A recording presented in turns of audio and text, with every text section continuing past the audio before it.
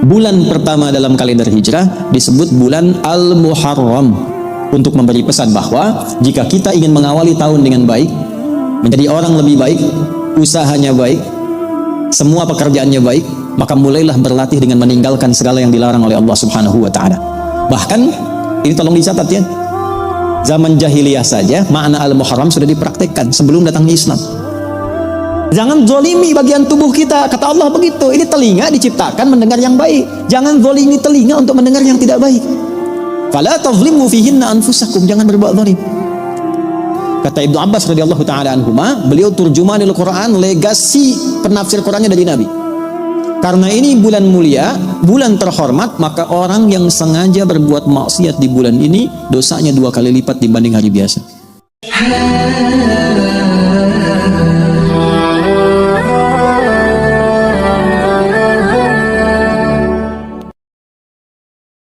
Bismillahirrahmanirrahim. Assalamualaikum warahmatullahi wabarakatuh. Alhamdulillahirabbil alamin. Allahumma shalli ala sayyidina Muhammad wa ala ali sayyidina Muhammad. Sahabat channel Lafaz Zikir yang dirahmati Allah, pada kesempatan yang mulia ini kembali kita akan mendengarkan tausiah yang disampaikan oleh guru kita, Ustadz Adi Hidayat. Semoga dengan wasilah tausiah ini Allah Subhanahu wa taala menambah ilmu kita, khususnya ilmu tentang kepahaman agama Islam, sehingga kelak pada hari kiamat kita diselamatkan dan dimasukkan ke dalam surganya. Amin ya rabbal alamin. Muharram, segala yang diharamkan. Mencuri muharram, menipu muharram, mencela merendahkan orang itu muharram. Segala yang diharamkan, yang dilarang itu disebut dengan muharram. Hukumnya disebut dengan haram. Orang yang berupaya menanggalkan segala hal yang dilarang disebut muhrim. Pakaiannya haram. Oleh karena itu dalam umrah dan haji, ketika menggunakan pakaian ihram, dia berkomitmen untuk menanggalkan dan meninggalkan segala yang dilarang Allah sejak saat itu sampai dia selesai menunaikan ibadahnya. Kalau kita ingin mengganti waktu untuk meninggalkan segala yang dilarang, dan kita ingin berusaha menjadi lebih baik, rumus hadisnya di riwayat Al-Bukhari Kitabul Iman, meninggalkan segala yang tidak baik menjadi baik, itulah hijrah. Kalau kita ingin masuk ke dalamnya dengan sifat disebut dengan hijriyah. Maka kalau ingin memulai hijrah, pesan dari nabinya sederhana, tinggalkan kebiasaan-kebiasaan yang dilarang, yang hukumnya haram. Maka rumusnya dalam bahasa Arab salah satunya tambahkan alif lam pada kata itu. Muharram tambah alif lam menjadi Al-Muharram. Bulan pertama dalam kalender hijrah disebut bulan Al-Muharram, untuk memberi pesan bahwa jika kita ingin mengawali tahun dengan baik, menjadi orang lebih baik, usahanya baik, semua pekerjaannya baik, maka mulailah berlatih dengan meninggalkan segala yang dilarang oleh Allah Subhanahu wa taala. Bahkan ini tolong dicatat ya. Zaman jahiliyah saja makna Al-Muharram sudah dipraktekkan sebelum datangnya Islam. Sudah viral di kalangan jahiliyah, ada 4 bulan pesan dari nabi-nabi sebelumnya disampaikan lewat lisan sehingga sampai ke masyarakat lingkungan nabi. Kalau tiba 4 bulan ini, maka semua menjaga diri dari perbuatan yang terlarang. Kalau sudah ada 4 bulan ini, itu perang bisa libur, Pak. Mencela itu libur, menyakiti itu libur, tidak boleh ada perang. Untuk menghormati 4 bulan ini, dalam hadis disampaikan riwayat Ibnu Abbas radhiyallahu taala anhuma dari Nabi sallallahu alaihi wasallam, 3 mutawaliyat, 3 berurutan, yang 1 terpisah. Dzulqa'dah bulan 11, Dzulhijjah bulan 12, Al-Muharram bulan pertama 11, 12 bulan 1. Dan Rajabun Mudhar ma baina Jumada wa Sya'ban, bulan Rajab antara bulan 6 dan bulan ke-8, Jumada dan Sya'ban. 4 bulan ini. Dan ini ditetapkan dalam kalender Islam, langsung Allah yang melegalkan, turun ketetapan Allah, Quran surah 9 ayat 36. Inna iddatasy syuhuri 'indallahi 12 syahran fi kitabillah yauma khalaqas samawati wal arda minha arba'atun hurum. Dzalika ad-dinul qayyim fala tadhlimu fihinna anfusakum. Al-ayat. Pakai inna tuh. Kalau yang ngaji di pesantren kita hafal itu ya. Di ilmu nahwu inna harfu nasbin wa taukidin tansibul isma wa tarfa'ul khabara mabniyun 'ala al-fathi la mahalla lahu min al-i'rabi. Inna itu huruf taukid dan nasab. Kalau di fungsi kalimat menjadikan kalimat setelahnya harakat fathah. Kalau jama' mudzakkar salim dia pakai ya, muannats salim pakai kasrah, ujungnya harakatnya kasrah i, ya kan? Tapi di ilmu balaghah saat masuk kita ke fiqhul lughah, ma'anil huruf, maka nasab itu artinya nasaba rajulu asahu fil ardi. Seseorang tancapkan dengan kuat tongkatnya di bumi tidak goyah. Nasab itu berfungsi menancapkan informasi dalam jiwa dan jangan goyah sedikit pun. Inna iddatash syuhur, kata Allah, tancapkan informasi dalam jiwamu yang paling dalam. Jangan pernah goyah. Jaga, kuatkan itu. Sejak aku mencipta langit dan bumi telah kutetapkan 1 tahun 12 bulan. Yauma khalaqas samawati wal ard. Dari 12 bulan ini setahun, minha arba'atun hurum, ada 4 bulan terhormat. 4 bulan ini terhormat di sisi Allah. Jadi mesti dijaga kehormatannya. Penjagaan kehormatan ini untuk menjaga kehormatan kita. Karena kita ini lahirnya terhormat. Ya, kita makhluk, Allah khaliq. Wa idz qala rabbuka lil malaikati inni khaliqum bashara. Satu-satunya Tuhan yang menyebut dirinya khaliq dalam kitab sucinya hanyalah Allah. Quran surah 15 ayat 28. Inni khaliq. Kita yang tercipta disebut makhluk. Karakter kita, bawaan kita disebut akhlak. Wa innaka la'ala khuluqin azim di surat Al-Qalam. Tunggalnya khuluq. Jadi makhluk sifatnya akhlak, tunggalnya khuluq, penciptanya khaliq. Nah, semua yang melekat pada akhlak itu saat diciptakan semua kita mulia, terhormat. Misal, maaf ya, mata ini diciptakan dengan mulia. Karena mulia dan terhormat, maka tidak boleh digunakan untuk melihat yang tidak baik. Itulah sebabnya muncul hukum haram dari kata hurmah, seakar dengan kata hurmah. Dilarang supaya tidak hilang kehormatannya. Maka muncul larangan, jangan lihat aurat begini, jangan lihat yang seperti ini. Sebab saat melihat, runtuh kehormatan kita di hadapan Allah. Kenapa lisan dilarang berdusta? Wailul lil mukadzibin. Kenapa dilarang mencela? La yasra qaumin qaum. Kenapa dilarang ghibah? La yaghtab ba'dukum ba'dha. Karena saat lisan ini mencela, kehormatan kita akan hilang. Ini kehormatan yang melekat pada seseorang disebut dengan takrim. Sifat yang melekat kalau sudah ada sampai dibawa pulang namanya karamah. Itu yang melekat pada diri kita. Itulah yang dimaksud Quran surah 17 ayat 70. Wa laqad karamna bani Adam. Wa hamalnahum fil barri wal bahri wa razaqnahum minat thayyibat wa faddalnahum 'ala katsirin mimman khalaqna tafdila. Pakai dengan lam dan qad. Lamnya taukid, qadnya tahqiq. Aku pastikan dan aku jamin, kata Allah, saat anak cucu Adam siapapun diciptakan, dalam penciptaannya melekat kemuliaan pada seluruh bagian tubuhnya. Jadi bukan hanya fisiknya yang sempurna. Quran surah 95 ayat 4, laqad khalaqnal insana fi ahsani taqwim, itu fisiknya, ujung kepala sampai ujung kaki. Fungsi yang melekat pada fisik ini mulia sifatnya. Semua mulia. Saking mulianya, kata Allah, rizkinya pun harus mencari yang baik.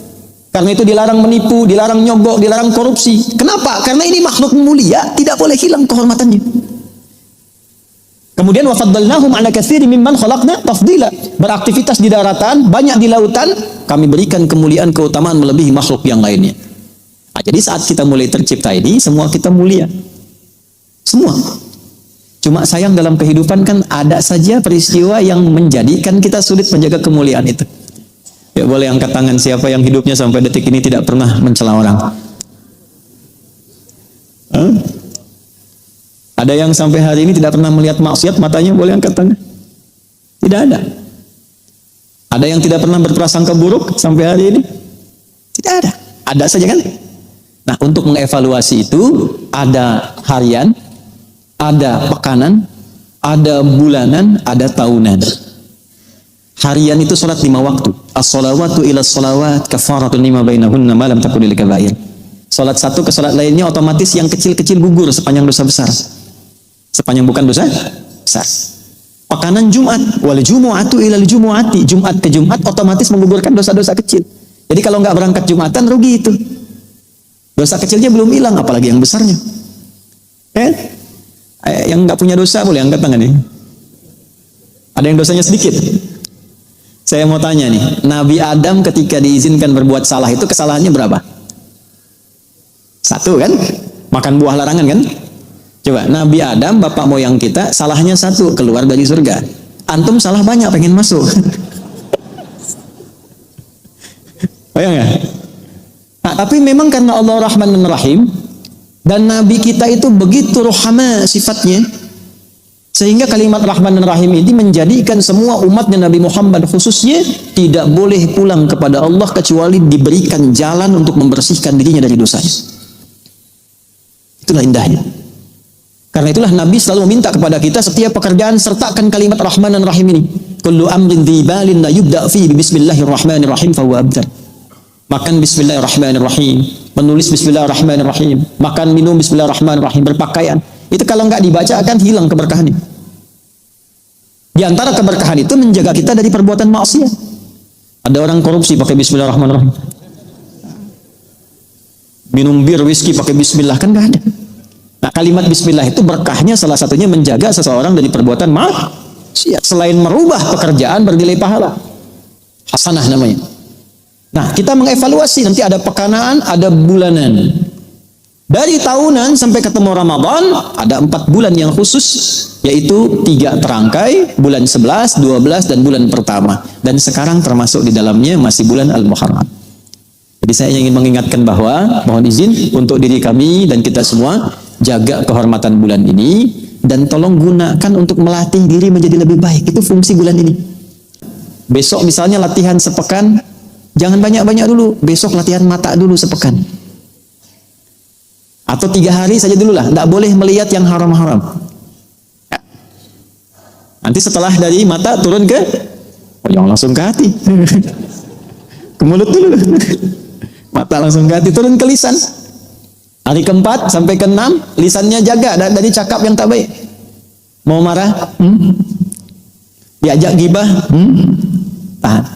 Nanti kalau sudah nyambung sepekan ada gabungan mata dengan lisan. Lihat YouTube, mau lihat kajian yang nampak maksiat, mata langsung berpaling, ghaddul basar. Qul lil mu'minina yaghuddu min absarihim. Palingkan. Nah, itu latihannya sudah betul. Lisannya istighfar, wasari'u ila maghfirah. Astagfirullah. Udah bisa istighfar tuh. Walaupun awal-awal kadang lambat dulu tuh. Astagfirullah. Istighfar tapi masih dilihat tuh. Nah, ini bulan itu, bulan berlatih. Suami istri berlatih, anak berlatih doa untuk orang tua, berlatih mendoakan istri. Antum kalau keluar kerja, berapa kali mendoakan istri? Istri keluar berapa kali kemudian didoakan?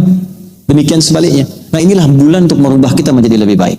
Kata Ibnu Abbas radhiyallahu taala anhuma, beliau turjumanul Quran, legasi penafsir Qurannya dari Nabi. Karena ini bulan mulia, bulan terhormat, maka orang yang sengaja berbuat maksiat di bulan ini, dosanya 2 kali lipat dibanding hari biasa. Ini Muharram. Ya, nah kalau benar latihannya, maka berubahlah kita menjadi orang baik. Nah, itulah inti Islam. Jadi kalau orang sudah berislam itu pasti baik. Itu kalimat Qurannya begitu. Kalau orang sudah berislam, pasti lurus hidupnya, pasti baik jalannya. Jadi kalau Anda mengaku muslim, lisannya tidak baik, maka Islamnya dipertanyakan.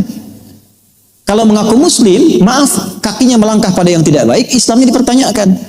Itulah yang dimaksudkan Quran surah 9 ayat 36. Inna iddatash syuhuri 'indallahi 12 syahran fi kitabillah yauma khalaqas samawati wal arda minha arba'atun hurum. Perhatikan, dzalikad dinul qayyim. Itulah ketentuan din yang lurus. Nah, jadi kalau din kita apa? Islam. Quran surah 3 ayat 19. Inna dina 'indallahil Islam. Seseorang yang mengatakan Islam namanya muslim. Jadi kalau orang itu muslim, agamanya Islam, dia mesti lurus hidupnya. Bicaranya lurus. Pandangannya lurus pada kebenaran yang hak, yang hanif. Telinganya lurus mendengar yang baik-baik. Jangan zolimi bagian tubuh kita. Kata Allah begitu. Ini telinga diciptakan mendengar yang baik. Jangan zolimi telinga untuk mendengar yang tidak baik. Fala tazlimu fihinna anfusakum. Jangan berbuat zalim. Nah, inilah latihan kita, insya Allah masih ada 2 pekan ke depan. Jadi mudah-mudahan selama latihan ini kita dimuliakan oleh Allah, diberi kekuatan menjadi orang baik. Nah, sekarang amalannya, zikirnya apa? Nah, karena saya cuma diberi 10 menit setelah ini, karena itu saya langsung sampaikan hadis dari Nabi saya.